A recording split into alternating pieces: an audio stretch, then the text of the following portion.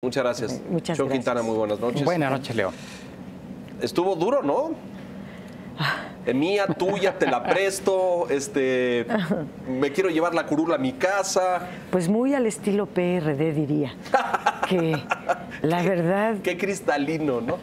Que no, para asuntos del Senado, Ajá. es un asunto completamente innecesario. Así es. En el Senado se tiene tal responsabilidad en la toma de decisiones, aún siendo oposición, aún estando en una bancada minoritaria, todos tomamos decisiones y nos mantiene eso en una dinámica de trabajo verdaderamente abrumador.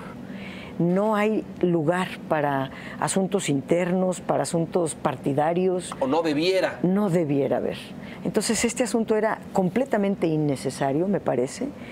Y pues estoy yo aquí por las circunstancias de ser vicecoordinadora general a lo largo de casi 5 años y al Comité Ejecutivo Nacional, que usó una de sus nuevas facultades, que es la remoción de coordinadores parlamentarios, pues al quitar al coordinador inmediatamente cae la responsabilidad en la vicecoordinadora, que en este caso ocupabas tú desde el... Y luego pues yo convoqué a elecciones a los que se quedaron en el PRD, porque el litigio fue ese: ¿quién vota por la coordinación?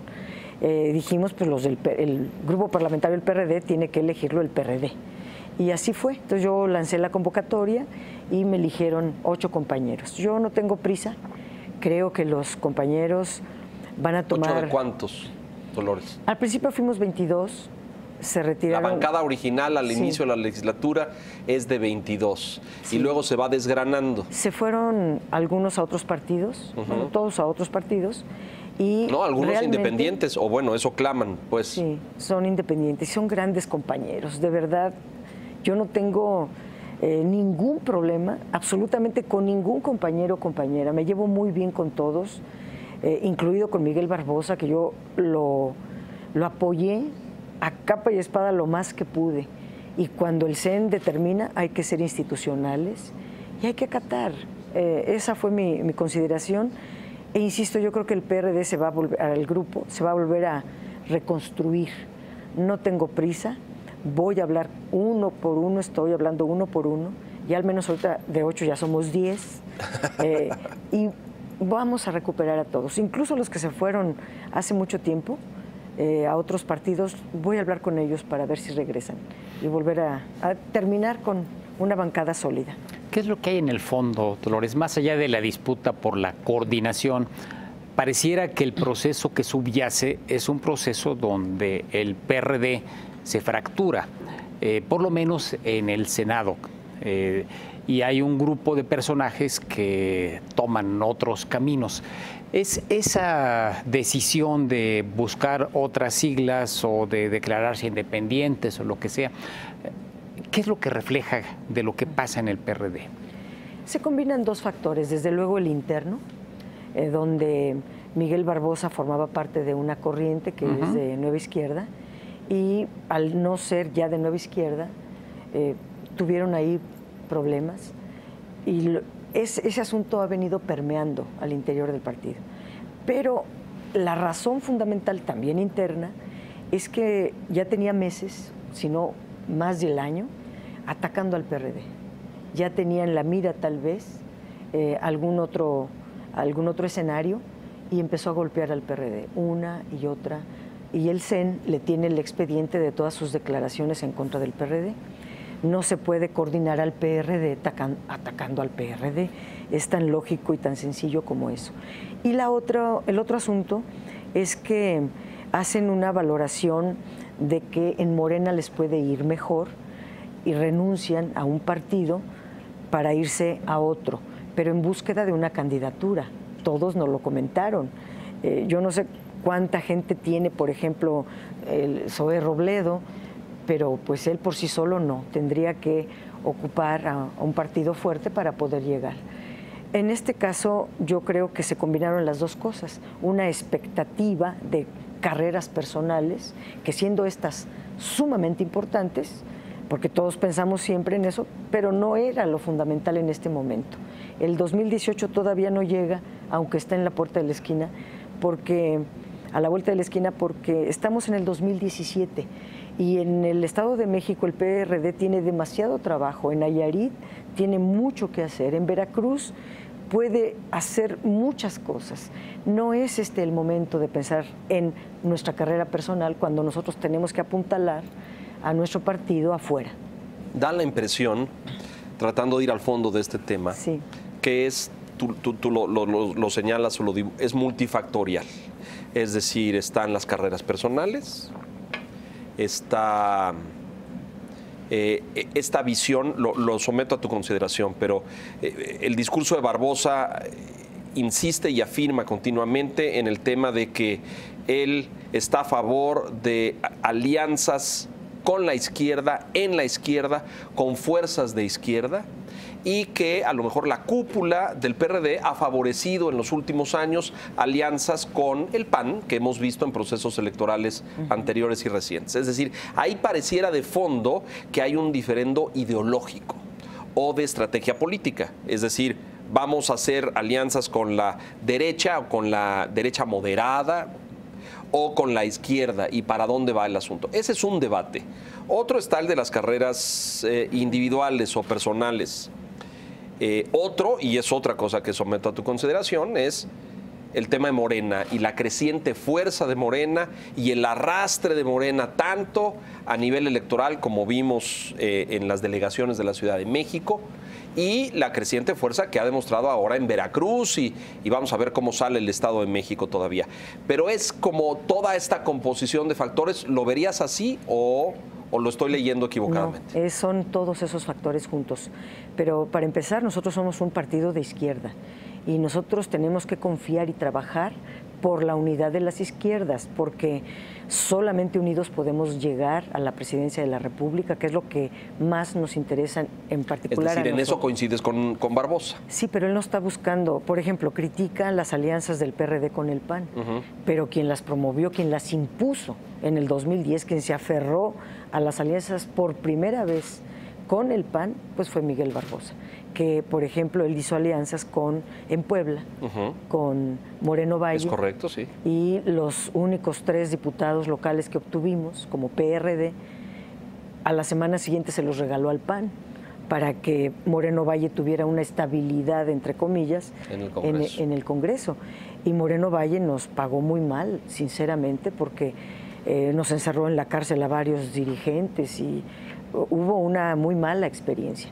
Entonces hay que ser congruentes en lo que se dice y en lo que se hace, porque antes él fue promotor de las alianzas con el PAN, hoy se opone a las alianzas con el PAN. Es de sabios rectificar.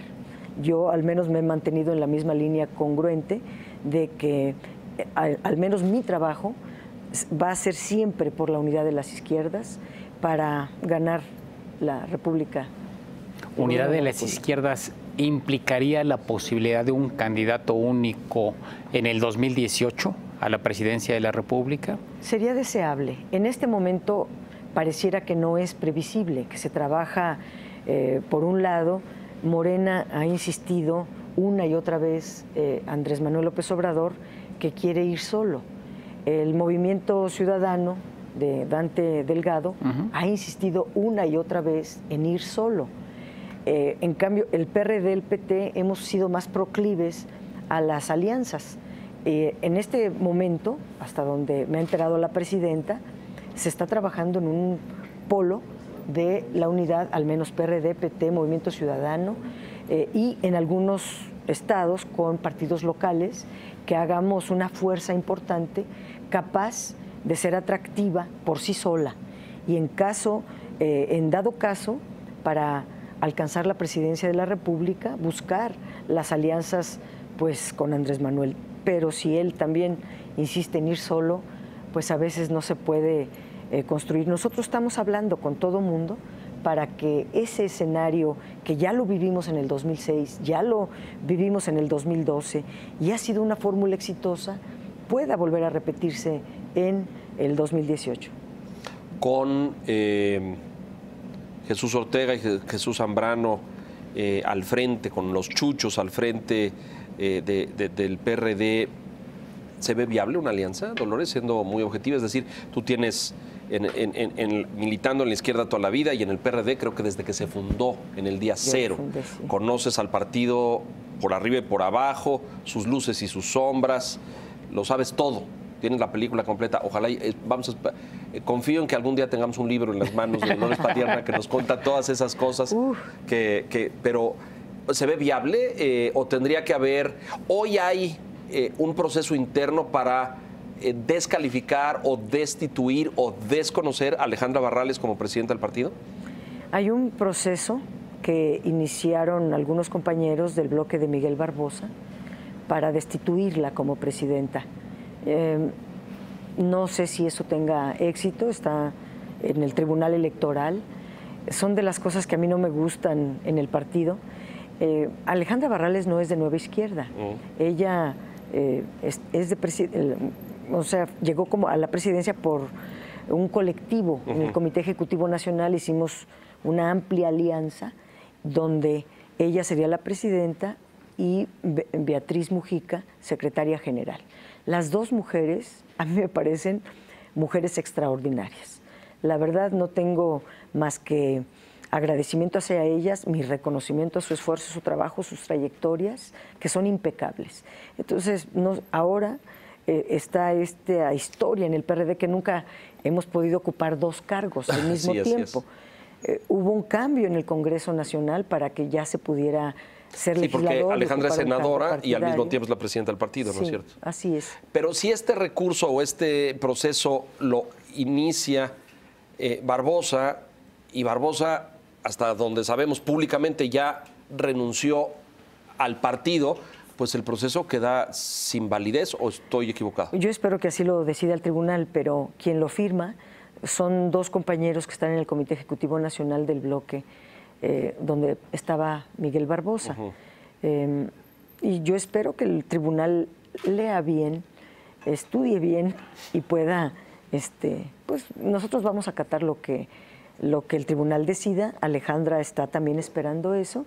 Y si le dice, te podemos destituir, tienes que optar por cualquiera de los dos, la decisión quedará en Alejandra. Alejandra ha venido al Senado a fortalecer al grupo porque, en efecto, queremos salvar al grupo parlamentario del PRD.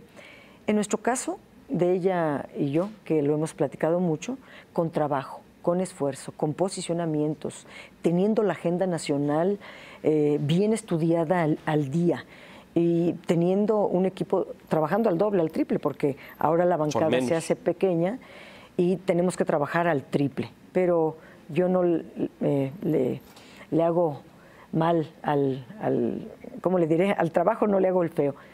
Me gustan esos retos. Y además hay gente de muchísima calidad.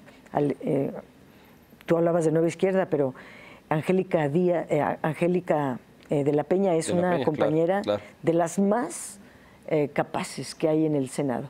Y lo mismo está la compañera Iris, que es la presidenta de la Comisión de Desarrollo Social, y no se diga mi vicecoordinador, Fernando Mayans, que además de ser un senador muy representativo, pues es de los más participativos y los que tienen una carrera parlamentaria más sólida. Si vemos a la izquierda, Dolores, y la conoces muy bien, no solamente el PRD, sino la izquierda en México, pareciera que la excepción es cuando va junta. Pareciera que lo que domina en la historia en una visión de largo plazo es la izquierda fracturada. Y la experiencia de 2006, 2012, bueno, desde el 2000, de hecho, desde la fundación del PRD, parecía que finalmente se había encontrado esta unidad de la izquierda. Sin embargo, como que ahora pareciera regresar. ¿Percibes la posibilidad de un escenario donde esté López Obrador, un candidato del PRD, un candidato de Movimiento Ciudadano o de un cuarto polo, como ahora se le denomina, otra vez la izquierda en pedacitos? En pedacitos. Sí. Y además están conscientes de que esto que dice Enrique favorece enormemente a otras fuerzas políticas. Es decir, en la medida en que la izquierda sean mini candidaturas o mini carreras o fragmentadas postulaciones, pues la posibilidad de unificar un voto y presentar un candidato competitivo se diluye, ¿no? Mini quizás con la excepción de López Obrador, bueno, sí. Pero esos otros eventualmente pueden ser los que marquen la diferencia entre poder ganar o no. Yo pediría que hiciéramos una reflexión de cómo la izquierda también sabe llegar a la historia, cómo se puede presentar puntualmente cuando la llama la historia. En 1988, nosotros no teníamos experiencia partidaria más que muy tangencialmente, era toda la izquierda social que sea una izquierda política. Bueno, ahí acudimos a un llamado de la historia y fue un hecho fundamental.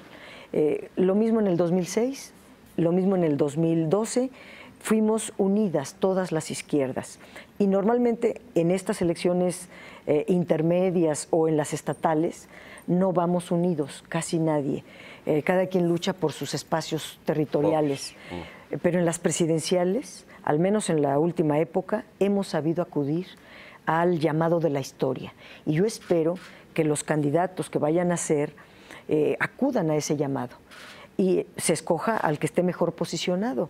La política cambia día con día. A veces estás muy arriba y al día siguiente, por alguna circunstancia, estás abajo. Es como una rueda de la fortuna.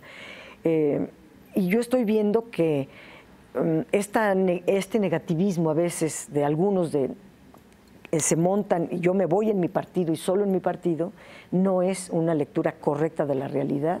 No podemos ganarle a un adversario muy fuerte como el PRI o como el PAN. Si no van juntos. Si no vamos juntos. Todos aliados sí les podemos ganar. Separados no les podemos ganar. La estrategia de ellos es dividirnos. Nosotros seamos inteligentes y no dejamos que nos dividan. Nosotros vamos a practicar siempre o estar aportando el granito de arena que podamos para forjar la unidad. Vamos a hacer una pausa, si nos permites, Dolores. Dejo planteado el tema de, en esta disputa por la coordinación de la bancada, porque tú trabajaste con el Show Barbosa todo este tiempo y de forma estrecha en este mismo espacio. En tu visita anterior el año pasado te expresaste muy favorablemente de él y de la mancuerna de trabajo que hacían, etc. Y por momentos pareció, hago mi valoración desde fuera, que te regateaba el puesto y que te regateaba tu derecho a ocupar esa posición cuando él ya se iba o cuando iba de salida y cuando además empezó en este litigio que nunca se comprobó, por cierto, de jurídicamente no me van a poder ganar, no sé qué, cuando era como un poco absurdo, ¿no? Amarrarse a la silla dando un litigio cuando pues el CEN ya había determinado otra cosa. Hubo temas personales ahí, hubo un tema de Dolores Padierna sintió que su colega y compañero 5 años le estaba regateando la silla. Vamos a una pausa. Esa no era la roja, pero era la del Senado. Estamos en la silla roja con Dolores Padierna, coordinadora parlamentaria del PRD en la Cámara de Senadores. Volvemos.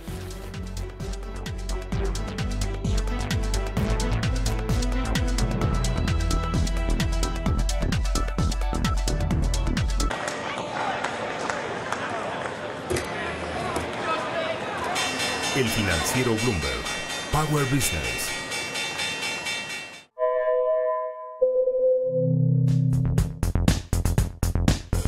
For the first time in history, NASA wants to hand off routine International Space Station resupply missions to private companies, though there's way more at stake than just food and equipment deliveries. These space taxi companies hope to transport astronauts soon. And after that, tourists. So here's the situation. These 4 companies you see right here, including Elon Musk's SpaceX, are building spacecraft to ferry NASA supplies or astronauts to space. And we have liftoff of SpaceX Falcon 9 rocket and Dragon. To make space tourism realistic, the price of these trips needs to come down. Space entrepreneurs are counting on 2 words to cut costs: reusable rockets. Until now, booster rockets simply burned up upon re-entering the Earth's atmosphere. Musk says creating booster rockets that re-land instead could reduce the cost of a trip 100-fold. In 2015, both Blue Origin and SpaceX successfully landed rockets. Touchdown. Engine stop. Musk's reaction? Welcome back, baby. Now here's the argument. Since the space shuttle program ended in 2011, NASA's been focused on Mars and the farther reaches of space. That leaves Russia's Soyuz spacecraft as NASA's only option for sending astronauts into orbit. Rides that cost around $70 million per seat. Some argue that private competition will bring down the price and with it, the cost of space exploration. But there are very real safety concerns. Virgin Galactic's Spaceship Two, designed to haul tourists to the edge of space, crashed on a test flight in October 2014, killing a pilot. But for a commercial company, in addition to being a tragedy, a crash with passengers on board could end space tourism altogether. For now, NASA's only option seems to be Russia.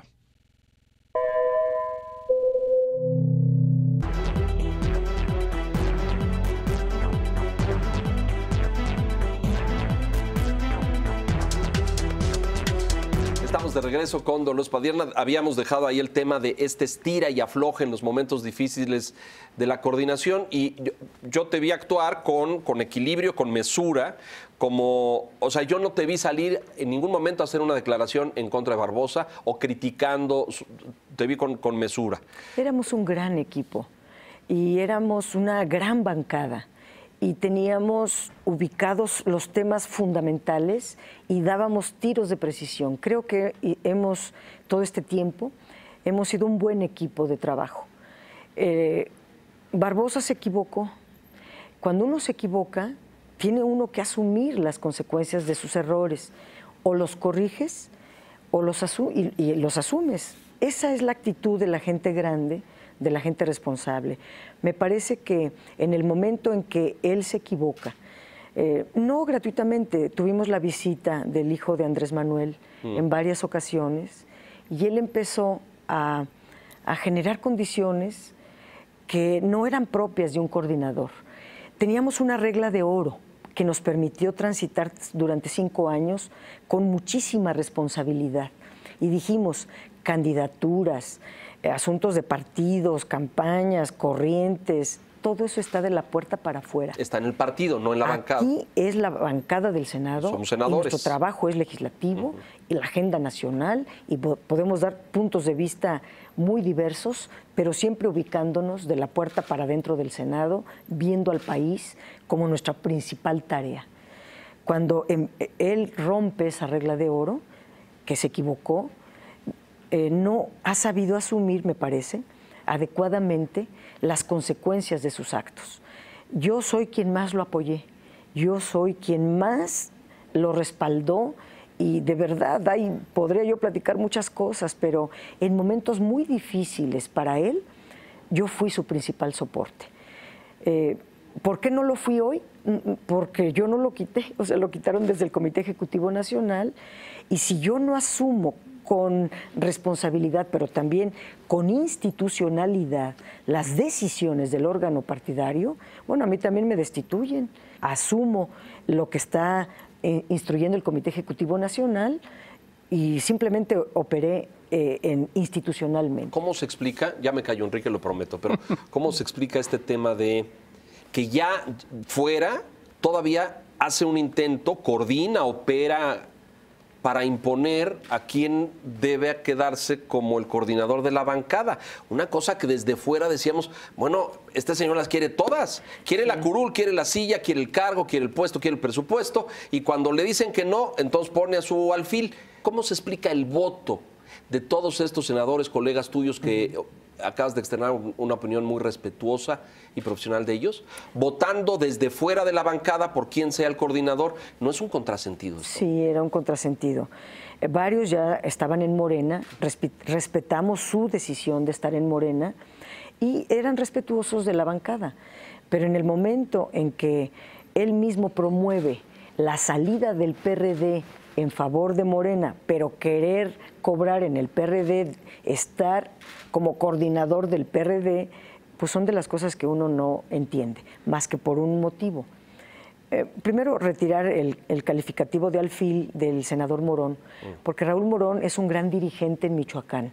Tiene mucha representatividad, yo lo estimo porque es mi gran compañero, y de verdad él es uno de los más congruentes. Él y yo con muchos otros, hemos sido de los que ideológicamente ha sido más congruente y por eso... A lo largo de la legislatura. A lo largo de toda su vida incluso. Es una gente muy respetable. Pero en efecto se prestó, le digo, a ver, si tú eres del PRD, ayer mismo le decíamos, si tú estás en el PRD, vente a sentar con el PRD, trabajemos juntos, dejemos este asunto en otro lado, en el basurero de la historia, porque de verdad da pena. Y él, pues, la verdad está entre la espada y la pared. Yo espero que reflexione y venga a sentarse en la bancada del PRD y no ande volando como algunos se quedaron. Con él y con otros que son del PRD, deben de sentarse en la bancada del PRD. ¿Cómo percibiste la actitud de la mesa directiva del Senado, particularmente de Pablo Escudero? Desde afuera, sin tener todo el detalle fino, pareció a veces como que le quería jugar al PRD una trastada, respaldando a los que ya se estaban yendo. Al final ya no le quedó de otra, bueno, ya tuvo que aceptar, pero durante algunos días, observando desde fuera, insisto, daba esa impresión. ¿Fue así? Yo creo que Miguel fue un buen coordinador y que se pudo ganar el espacio con su propio trabajo y la calidad de trabajo, entre ellos al presidente del Senado. Y el presidente del Senado me parece que actuó muy... a bote pronto. Sí, a bote pronto, sin analizar lo suficiente el reglamento del Senado. Por ejemplo, todavía hoy día, el reglamento dice que quien ocupa la coordinación, la presidencia del Instituto Belisario Domínguez, pues es un coordinador o coordinadora. En este caso me toca a mí, pero él se aferra a ese asunto de una manera, de verdad, y el presidente del Senado está esperando a que por sí solo Barbosa se retire. No lo quiere hacer. Para no forzar. Para no forzar, ni que el Senado esté metido en asuntos y todos estamos esperando a que él responsablemente acate el reglamento y no tenemos prisa, de verdad, nosotros al menos estamos muy ocupados. Él sí, todas estas semanas últimas se ha dedicado única y exclusivamente a ver asuntos internistas, ya no la agenda nacional.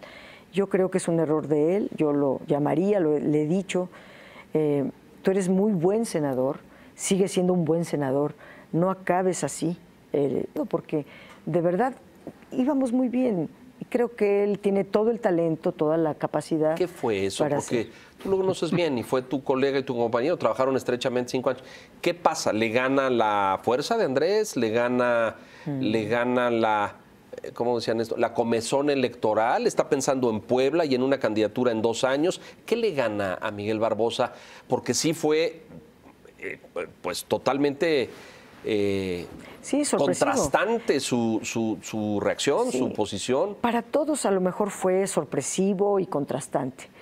Conmigo, que hablábamos casi todo el día, me comentó varias veces, mira, ya estoy listo para ser candidato a gobernador en Puebla, ya tengo esto, ya tengo lo otro. Lo que no tengo es partido. ¿Cómo no vas a tener partido? Y entonces, ¿en dónde estás? Claro. Eso ya daba una idea de que él ya no pensaba en el PRD como futuro político. Lo más congruente, si uno ya no ve un futuro político en determinado lugar... Pues es tomar distancia, ¿no? Tomar distancia, maduramente, serenamente y trabajar. Todos somos libres. La Constitución nos da tantas libertades que la verdad, yo creo que estar acá, pero pensar en otro lado, estar en otro lado, no es una actitud congruente ni responsable. En este contexto de una bancada fracturada, ¿la agenda del PRD en el Senado persiste o en este jaleo se ha debilitado y pues queda ya rebasada y son otras fuerzas las que tienen capacidad de imponer la agenda de los temas a ver en el Senado? Bueno, la agenda del Senado, el Senado no para, hay una dinámica intensísima.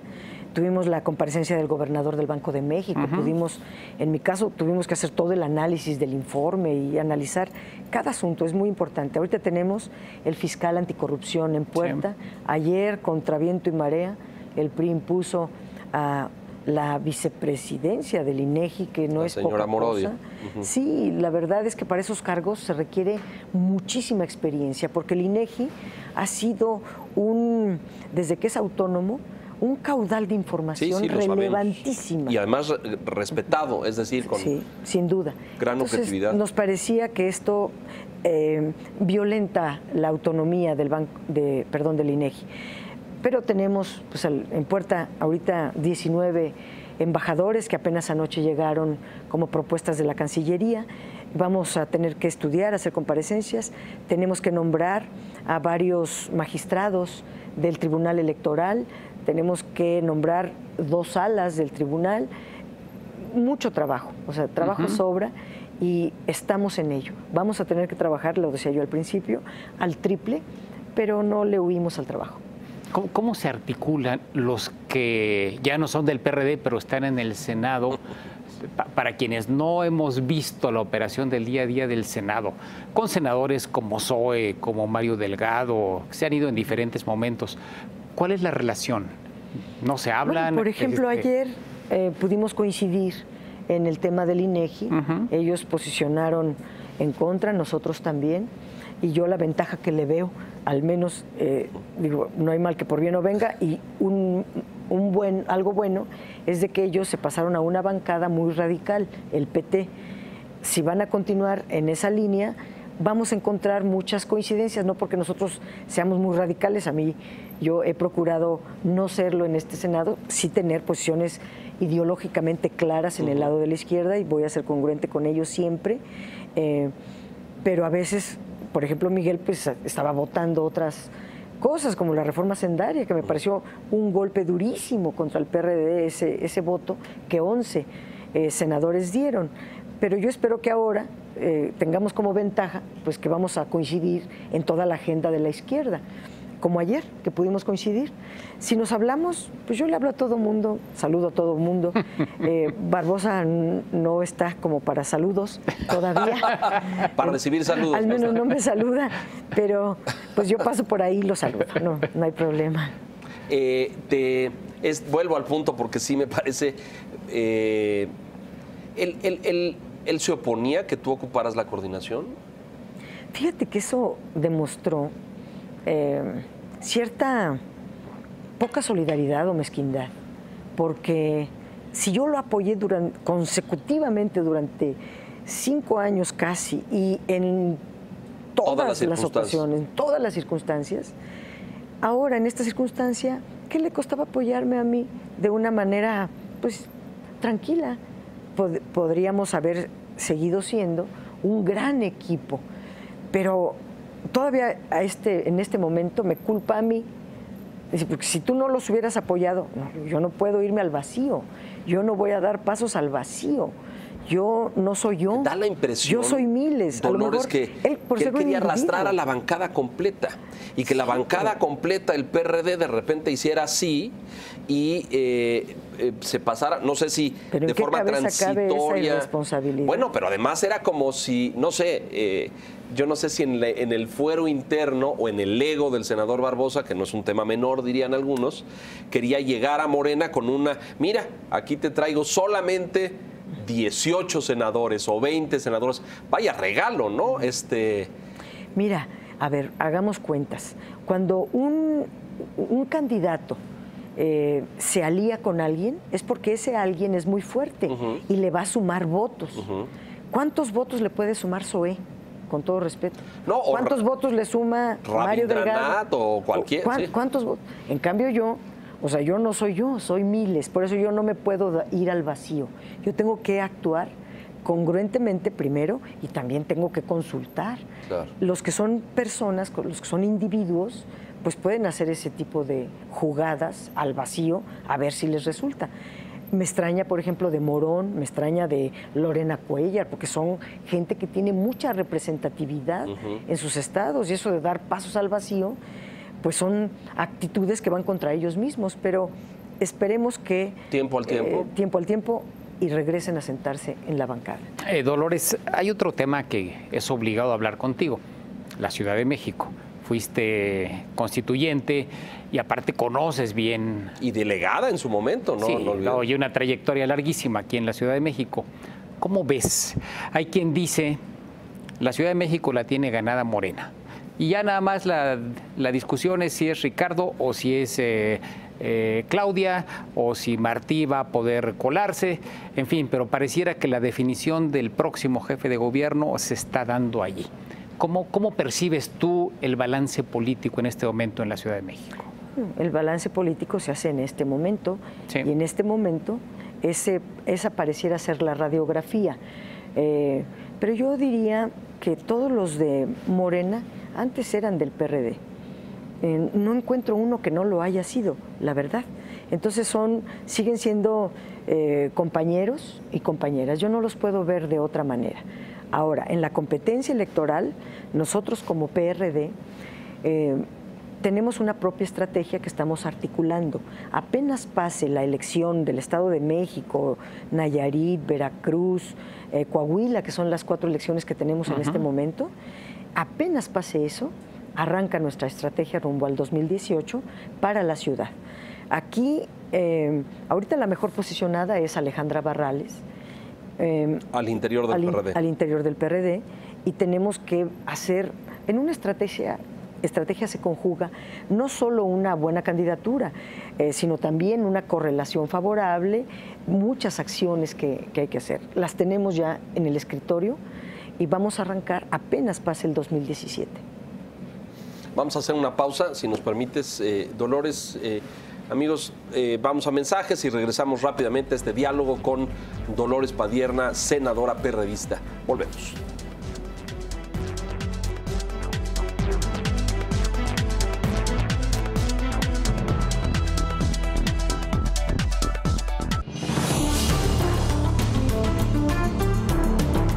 Él reconoce ser Javier Duarte. Es la orden que fue girada por el juzgado de primera instancia penal de Guatemala.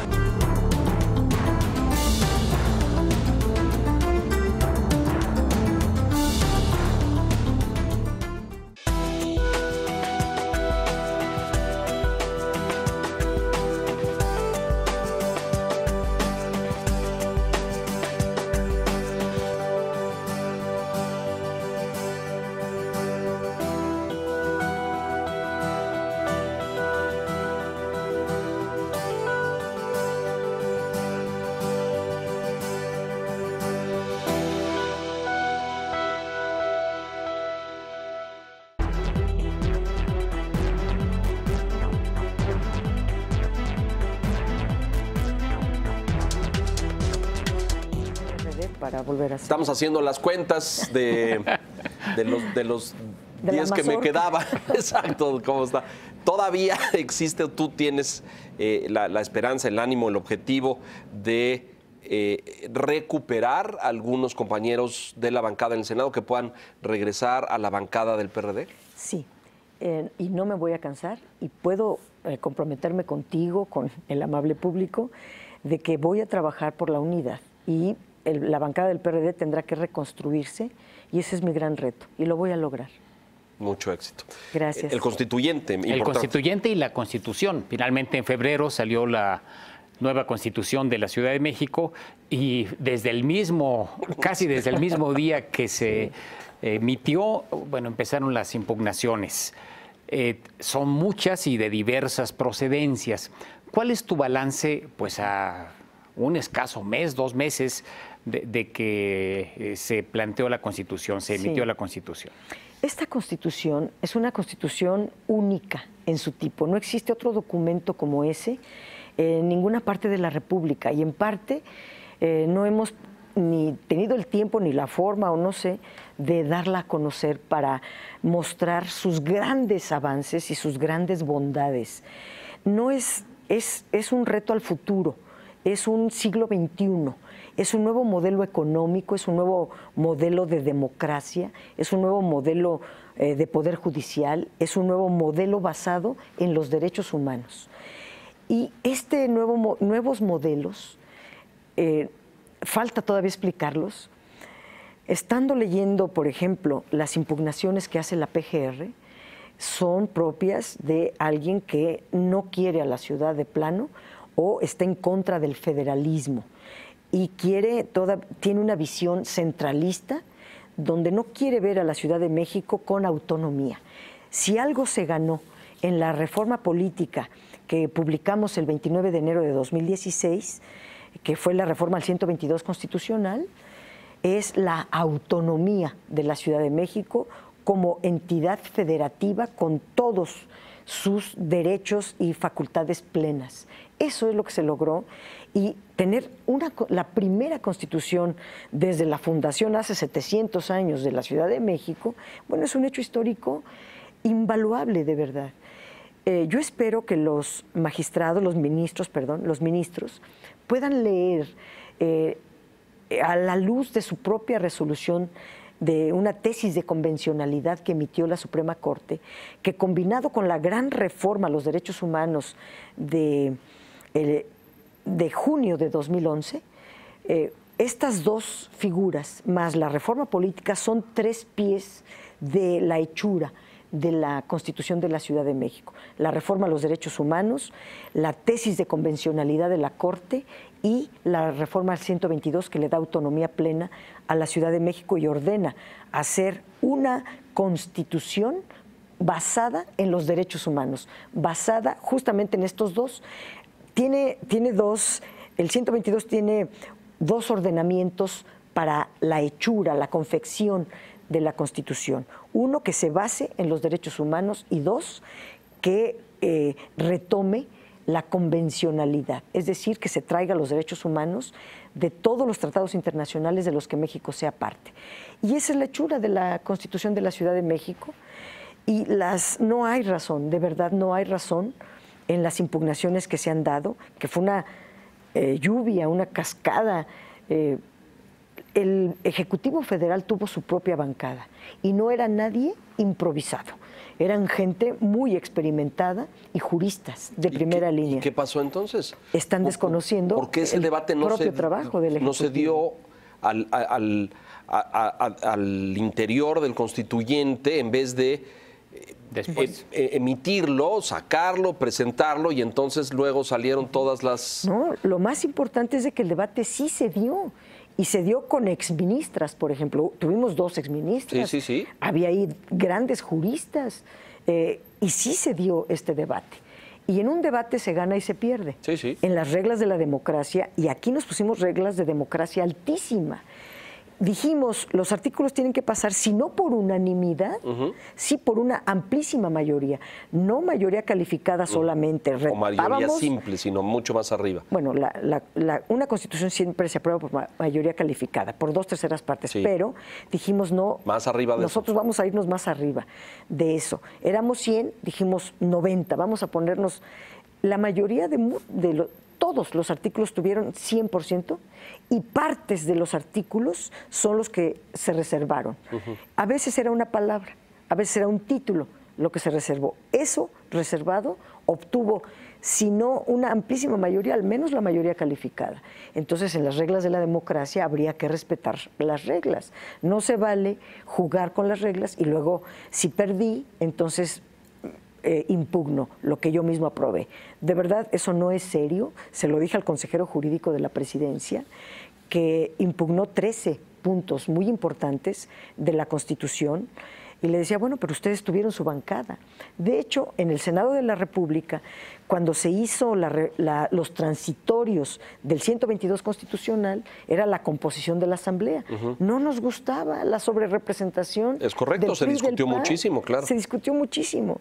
Y luego que el Ejecutivo Federal tuviera una bancada y el Ejecutivo local que ya para compensar, pues lo metimos nosotros también, bueno, entonces el Ejecutivo local también que tenga su bancada, y una sobrerepresentación a través de las cámaras del Congreso, que quienes tienen mayoría son el PRI y el los PAN. mismos partidos. Bueno, claro. Lo aceptamos con un razonamiento que en un momento yo le tomé altísimo valor. Dijeron, si no quieren que su Constitución salga cuestionada, porque si nada más se van a juntar las izquierdas y van a elaborar una Constitución de izquierda, bueno, entonces acepten que las derechas estén, claro, o los demás partidos, todas. Y dijimos, no solamente todos los partidos, sino también todos los factores de poder. Y así se compuso, fue la composición de la Asamblea Constituyente. Y cada quien mandó a sus mejores personas, a sus mejores perfiles. En el caso del PRD tuvo el atino de mandar a gente de la sociedad civil calificadísima, que de verdad enriquecieron mucho el debate. Marcela Lagarde, Enrique Provencio, Tobián Ledesma, son gente, Lolquín Castañeda, que hicieron un trabajo enorme. Una joven indígena, Nelly Juárez, hizo un trabajo impresionante en favor de los indígenas. O sea, fue un debate precioso, profundo y muy democrático. Entonces, yo espero que la Corte valore lo que significa esta Constitución, no solo para la ciudad, sino a la luz del siglo XXI para nuestro país, porque le haría mucho bien. Uno de los argumentos más frecuentes que se leyeron después de que se conoció el contenido definitivo de la Constitución es una carta de derechos, pero no contiene ni obligaciones ni los mecanismos para hacer efectivos los derechos. Algunos ridiculizaron diciendo, pues es una carta a Santo Claus. Sí. O sea, buenos deseos nada más. Buenos deseos. ¿Cómo le responderías a la gente que sin ser jurista, sin estar en el detalle, tiene esta impresión? Bueno, 3 cosas. Primero, era un mandato constitucional federal hacer una constitución de derechos. Y si hay un adjetivo que se le pudiera, o un apellido que se le pudiera agregar a la Constitución de la Ciudad de México, sería una constitución de derechos, porque así lo ordena el 122. Segundo, ¿de qué serviría una carta a Santo Claus? Una mera lista de derechos. Son 50 derechos los que pusimos. Son derechos humanos. Los seres humanos tenemos todos los derechos. Algunos habría que ponerlos ahí, pero no quiere decir que es exclusivamente esos. Cada ser humano tenemos todos los derechos. Pero nosotros le agregamos 2 características a estos derechos. Hacerlos exigibles a través de 2 mecanismos muy importantes. Y 3, le pusimos principios, dentro de los principios, el principio de progresividad. Tal vez hoy no me dé para alcanzar el 100%, voy a comenzar por donde me alcance y cada año se va a ir aumentando los derechos hasta hacerlos universales. ¿Quién va a medir la progresividad? Se creó un consejo de evaluación que va a estar haciendo la evaluación de la progresividad y de todas las políticas económicas, sociales, todas las políticas para que se garantice que los derechos sean progresivos. ¿Por qué estas instancias? Dabas cuenta del consejero jurídico de la presidencia, pero también la Procuraduría y también. ¿Por qué estas instancias impugnan? ¿Qué es lo que de fondo no les parece? Hay gente que ha señalado que invaden atribuciones o facultades de otros poderes, etcétera. No puede. ¿Qué es lo que está de fondo de esto? El federalismo. El federalismo, ¿sí? Una visión centralista de la República. Y la República nosotros controlamos, controla sí, el gobierno federal. El gobierno federal manda. Baste lo que llevamos en este Senado. En el tiempo que llevo de senadora, hemos hecho 26 reformas constitucionales de carácter centralista y 30 leyes generales que dan obligaciones a los estados de la República. Yo soy federalista y creo que debemos de aspirar a la autonomía y a la soberanía que tienen de las entidades y de los municipios. La Ciudad de México estaba atrás, ahora se pone al frente con una constitución verdaderamente vanguardista que ve hacia el futuro, nos tira, nos lanza pues, hacia adelante. Eso es lo más importante que lo que queremos ver. ¿Qué es lo que está detrás? Esta visión, pero también intereses. Intereses porque aquí hay un nuevo modelo económico, no es neoliberal, es un post-neoliberalismo lo que describimos aquí. Es la distribución de la riqueza, es pensar en la naturaleza, son muchas características del modelo económico. Hay un nuevo modelo de poder judicial y entonces ahí es donde nos hemos atorado porque lo discutimos muchísimo al interior de la Asamblea Constituyente. Hoy día, anoche nos llegó la lista de embajadores. Veo que ahí viene propuesto Edgar Elías Azar. Sí, es correcto. Presidente del tribunal. Presidente del tribunal. Él fue uno de los que impugnan. Pues que no se espere nuestro voto, por ejemplo, porque es como descalificar algo muy positivo para la ciudad y que lo impugne un actor importantísimo de la ciudad, no tiene sentido. Eso es lo que yo creo que está pasando, que toca intereses, que piensa en nuevos modelos, por ejemplo, el modelo de democracia. Está la democracia representativa, sí, completita, pero también la democracia participativa, donde la ciudadanía toma decisiones, se crea un montón de contralorías, y también la democracia directa, donde la ciudadanía decide directamente muchos asuntos. Ahora la ciudadanía está arriba, es como la que manda, y las instituciones tienen una función, los derechos humanos de las personas. Es un nuevo enfoque.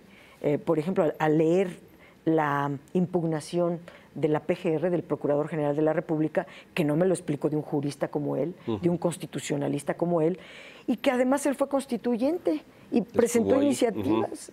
De verdad no lo entiendo, más que con una visión. Él tiene una visión de la ciudad. Dice él, la única función de la Ciudad de México es ser capital de la República. Bueno, no es cierto. Es muy primitivo, me parece, ¿no? Muy y toda la gente que vive aquí, y todos eso los... es propio de un constitucionalismo de finales del siglo XIX claro. y principios del XX, pero a estas alturas ya no se juega. Dolores, ahí, ¿qué sigue? Es decir, porque ahora están las impugnaciones, hoy seguramente irán a los niveles más altos del Poder Judicial, ¿no es cierto? Estamos en la Corte. ¿Ahí? Ya, es la máxima instancia y nos atendremos a lo que diga la Corte. Y bueno, a la izquierda nunca le resultan fáciles las cosas, siempre tenemos muchos obstáculos para alcanzar objetivos y esperaremos la resolución de la Corte. Desde luego que vamos a litigarlo nosotros como constituyentes. Vamos primero a directamente a contestar, a ver qué dice la Corte, si nos recibe, porque no nos tiene como interlocutores. Tuvo como interlocutores al Ejecutivo local y a la Asamblea Legislativa. Nosotros hoy tocamos la puerta de la Corte y dijimos, aquí estamos y estas son nuestras consideraciones, pero si eso no lo admite... Formalmente el constituyente ya no existe, ¿no? Ya no es existe, decir, en el momento en que hacen su trabajo, entreganla, se desintegra, ¿no? ¿O estoy equivocado?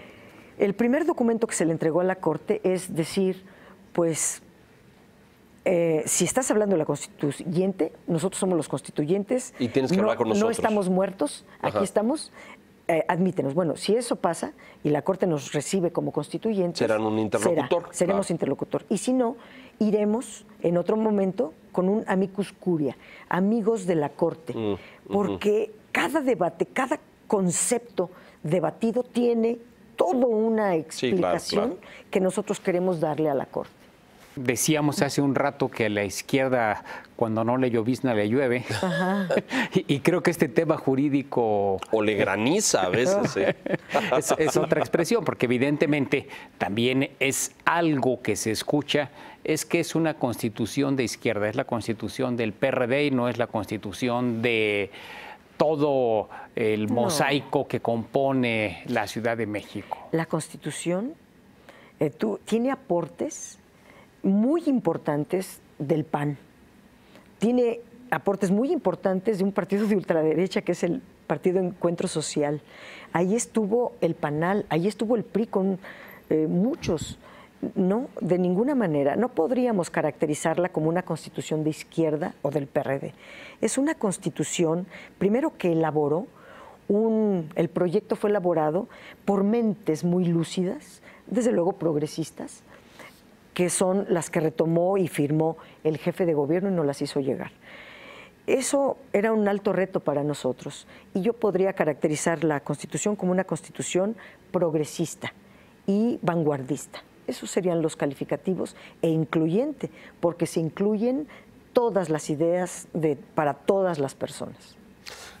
Dolores, otro tema antes de que se nos acabe el tiempo, porque estamos ya muy cortos. El Sistema Nacional Anticorrupción da la impresión desde fuera que está atorado, trabado ahí entre las comisiones y los temas del Senado. Aparentemente no han logrado construir un acuerdo ustedes y como que existe en la ciudadanía este sentimiento de urgencia de tener fiscales. el general o el fiscal independiente y el fiscal anticorrupción. ¿Qué pasa o dónde...? Es que hicimos una reforma de grandes alcances, que fue el Sistema Nacional Anticorrupción. Eso implicaba que la Procuraduría General de la República transitara hacia un nuevo modelo. Correcto. Que se llame una Fiscalía General con autonomía. Y de ahí se derivarían dos grandes fiscalías, la anticorrupción y la Fiscalía... Ay, se me fue ahorita. Estas dos fiscalías, estas tres, harían un nuevo modelo. Pero ¿qué pasa? Que se puso un transitorio que establece en ese transitorio que habrá un pase automático, que el último Procurador General de la República será el nuevo fiscal. Pero entiendo que luego el presidente de la República, bueno, presenta una iniciativa para retirar ese pase automático. Para anular el pase automático, anular ese transitorio. Y así como llegó, lo metieron al archivo. Nosotros hemos estado un día sí y el otro también queriendo sacar esa iniciativa y aprobarlo que quiere el presidente de la República. En eso sí estamos de acuerdo con el presidente de la República y ahora no sacan esa iniciativa. ¿Quién? El PRI. Fundamentalmente el PRI no quiere... o sea, ¿el PRI le enmienda la plana al presidente de la República? Sí, pareciera que no, pero sí.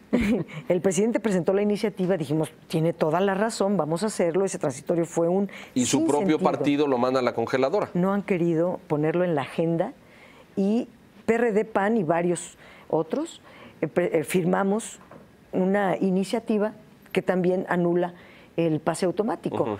Si se da esto, claro, es una reforma constitucional, se reforma el 102 constitucional y tiene que pasar por la Cámara de Diputados, por 17 estados, regresar, ese es un camino muy largo. Ya se nombró el comité, Consejo Ciudadano Anticorrupción y no tenemos fiscal. Ya están en la lista, hay gente de muy alto nivel, pero la verdad ha sido muy mal llevado en el Senado. Primero se dijo que íbamos a trabajar como parlamento abierto, luego llegaron muchos ciudadanos, luego se fueron, luego se autonombraron 4 como el comité de acompañamiento y luego esos 4 presentaron a 4. De verdad, se hizo ya un margallate. Y no podemos nombrar un fiscal anticorrupción en estas circunstancias. Vamos a ver si, regresando de Semana Santa, pudiéramos nombrar a uno de los mejores, alguien de los mejores. Hay varios perfiles muy altos, pero no sabemos. Yo creo que en estas circunstancias no valdría tanto la pena, porque va a ser dependiente del Procurador General de la República. Lo que queremos es una Fiscalía Anticorrupción que verdaderamente sea un fiscal de esos, que persigan la corrupción esté donde esté. ¿Se nos acabó? Se nos acabó el 20. Se nos acabó el... y hay muchos temas todavía. Ya no hablamos del Estado de México y de las campañas y de Andrés estuvo insospechadamente ausente de esta conversación, pero bueno. Habrá una próxima. Sí, habrá una próxima. Muchas gracias. Te faltó decir, aparte de ser senadora, es articulista del Financiero. Es cierto, es cierto. Muchas gracias a Muy Financiero Bloomberg aquí. Por esta invitación, por darme sus impresionantes espacios en el periódico. De verdad, muchas gracias. Bienvenida, Dolores. Muchas gracias, señor Quintana. Muchas gracias. Buenas noches. Y gracias a usted por la gentileza de su atención. Lo esperamos en la Silla Roja en punto de las 9 de la noche la semana entrante. Hasta entonces, gracias.